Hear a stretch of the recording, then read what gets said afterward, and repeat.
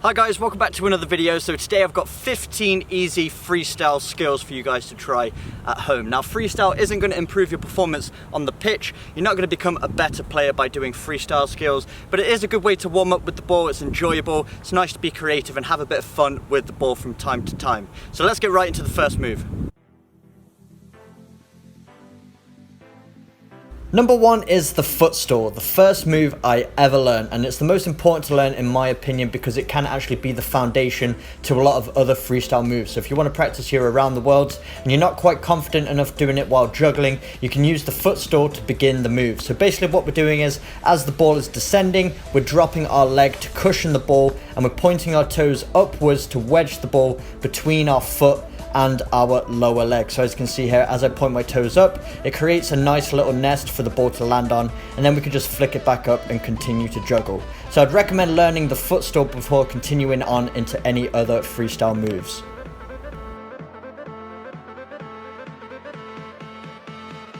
The second move is the around the world, one of the first freestyle moves I ever learned. And what we're doing is making contact with the ball, then moving our foot all the way around it 360 degrees, and then making contact with it in the same spot on the ball. So I would recommend starting this move by using a foot store just so you can get the technique down, learning how to move your foot around that ball. And then when you're comfortable, try juggling it, but keeping the ball low, knee height or below. And then as you make contact with the ball, immediately move your foot around it. Don't wait to juggle it up and then move your foot around. Immediately make contact and get around that ball as quickly as possible. So you can either go inwards to outwards or outwards to inwards, whatever you're more confident with.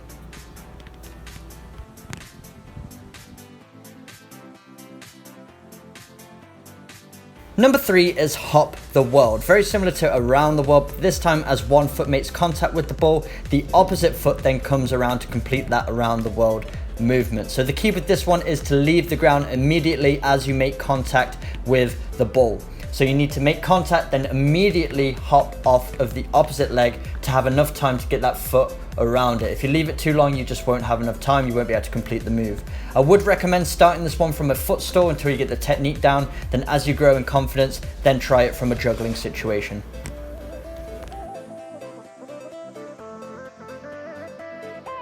Number four is the crossover. So we're just trying to cross our feet over while continuing to juggle the ball. So you need to hop off of both feet mid-flight, and one foot's going over the top of the ball, similar to an around the world, but the opposite foot underneath is the one that's making contact with the ball. So you're basically just juggling and hopping mid-flight. That underfoot is the one that's making contact with the ball, and the opposite foot just goes over the top of it so your feet cross over.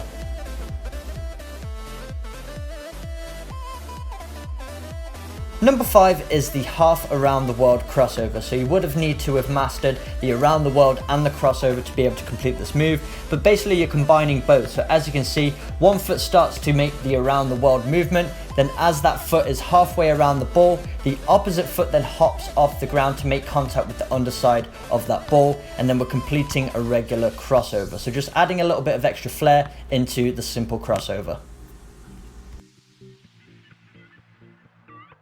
Number six is the toe bounce, and it's exactly how it sounds. We're trying to bounce the ball off of our toe to continue juggling. So as you can see, I'm planting one foot down, I'm raising my toe to provide a surface for the ball to bounce off of, and then as I raise that toe and the ball makes contact, my opposite foot then goes over the top of the ball and I continue the juggle after.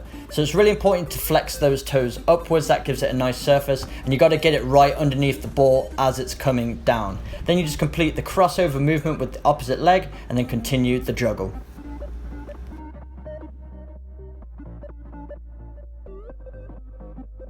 Number seven is the reverse toe bounce. So just another variation of the toe bounce that you can perform. So this time one foot's coming behind the opposite leg to catch the ball in the toe bounce. So again, we need to get that foot underneath the ball and then raise our toes to provide a surface for the ball to bounce off. And then the opposite foot then steps over it once again.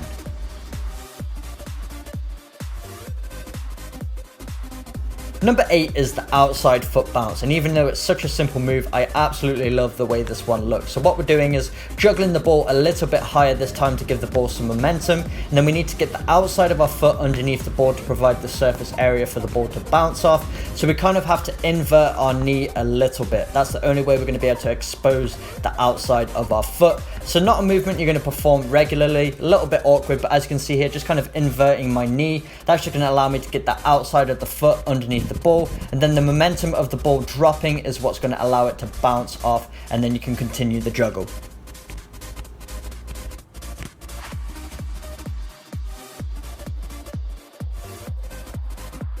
Number 9 is the knee catch around the world. So there's two components to this move. The first being clamping it in between the knees. So you just need to juggle the ball up in the air, and it just takes a little bit of timing to work on catching it in between your thighs just by squeezing either side of the ball to wedge it there. And then the second phase of the movement is just crossing one knee over the other. Then the ball will automatically release, and it almost looks like a hop the world movement.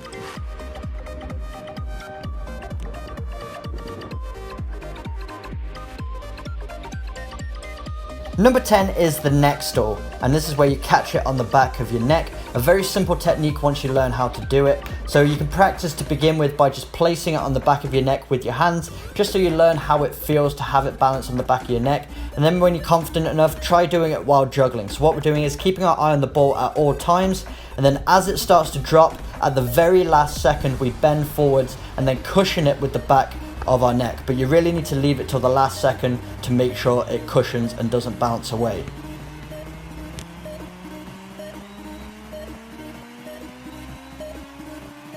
Number 11 is the thigh catch. So we need to begin by juggling the ball probably around shoulder height, and then we need to flex our leg, which just means to bend it, and then we're trying to catch it in between our calf and our hamstring. So as you can see, as I bend my leg, it just provides a place for the ball to sit in. Then I need to clamp it in between basically my glute and the lower leg. And then as I release the ball, I flick it up with my heel to continue the juggle.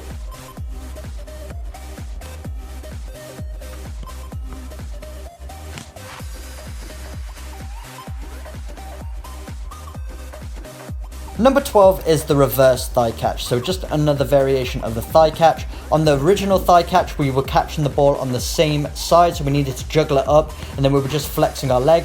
This time, one leg is going across the other. So we're catching it in between the lower leg of one leg and the upper thigh of the opposite leg. And then as we release the ball, we're just flexing our opposite leg so we can heel the ball up into the air and continue the juggle.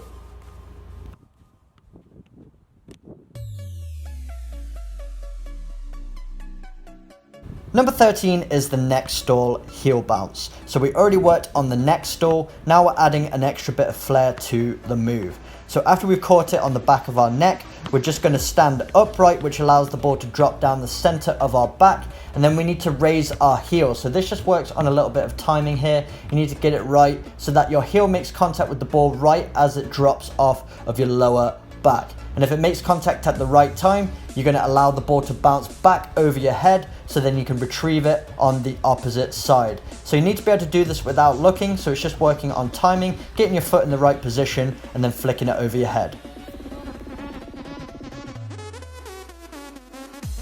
Number 14 is the toe bounce 360. So we already worked on the toe bounce earlier, so once you've mastered the toe bounce, you should be able to do this one with a little bit of practice.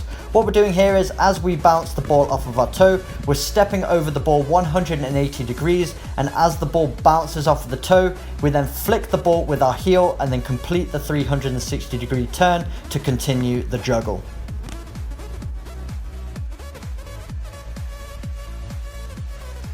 Number 15 is the half around the world heel 360. So just combining a couple of moves we already worked on. So the first part of the move is going halfway around the ball. So as you can see, performing a half around the world movement. Then as my foot's halfway around the ball, I hop off of my opposite leg and land on the foot that was going around the ball. Then as I turn 180 degrees, I'm using my opposite foot to heel the ball into the air. Then as I make contact with that ball, I complete 360.